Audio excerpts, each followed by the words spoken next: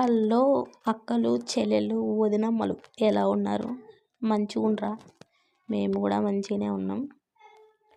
అందరూ బాగుండాలి, అందులో మనం ఉండాలి అని నేను మనస్ఫూర్తిగా కోరుకుంటున్నాను. అయితే వీడియోలోకి వచ్చేస్తే చూస్తున్నారు, కూరగాయలన్నీ కట్ చేసి పెట్టాను, నీట్గా వాష్ చేసి. ఏం కూర అబ్బా అనుకుంటారా?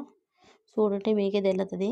ముందుగా అయితే ఆయిల్ వేసేసి అందులో జీలకర్ర, ఆవాలు, పచ్చెనగపప్పు, మినప్పప్పు ఇవన్నీ వేసి అవి కూడా వేగిన తర్వాత సన్నగా కట్ చేసి పెట్టుకున్న ఉల్లిగడ్డ ముక్కలు, 2 పచ్చిమిరపకాయ ముక్కలు చీల్చి వేసుకోవాలి. అవి కూడా కొంచెం వేగిన తర్వాత అల్లం వెల్లుల్లి పేస్ట్ మంచిగా కచ్చాపచ్చగా దంచి అది కూడా వేస్తున్నాం. అది కూడా వేగిన తర్వాత ఇవి ఆలుగడ్డ ముక్కలు.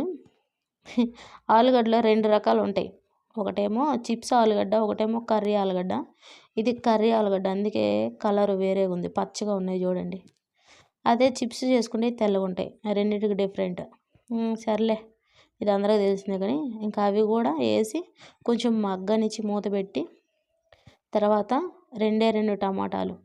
ఇది అలాగని కూర కాదు, అలాగని ఫ్రై కాదు, ఏదో అట్లా ట్రై చేసిన, మీరు కూడా చూడండి.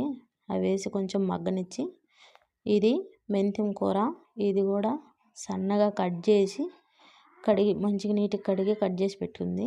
ఇది కూడా వేసి మంచిగా మగ్గనిచ్చి కొంచెం 2 నిమిషాలు అయిన తర్వాత కొద్దిగా పసుపు, రుచికి తగినట్టుగా ఉప్పు ఇవేసి ఇవి కూడా వేసి మంచిగా కలబెట్టాలి.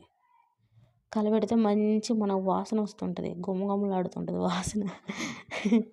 అవి కూడా వేసి మగ్గనిచ్చిన తర్వాత మంచిగా ఇదిగో కారానికి తగినట్టు, అంటే మనం కారం ఎక్కువ తింటే కారం, తక్కువ తింటే తక్కువ వేసి దాంట్లో నేను కొంచెం ధనియాల పొడి, ఇవైతే నాకు అందుబాటులో ఉన్నాయి కాబట్టి ఇవి వేసాను. మీ కాడ ఉంటే ఇంకా కొబ్బరి పొడి ఇంక ఇట్లాంటివి కూడా వేస్తారు మంచిగా టేస్ట్ కోసం. నేనైతే ఇవే వేసిన, బాగుంది, కొత్తగా ట్రై చేసిన.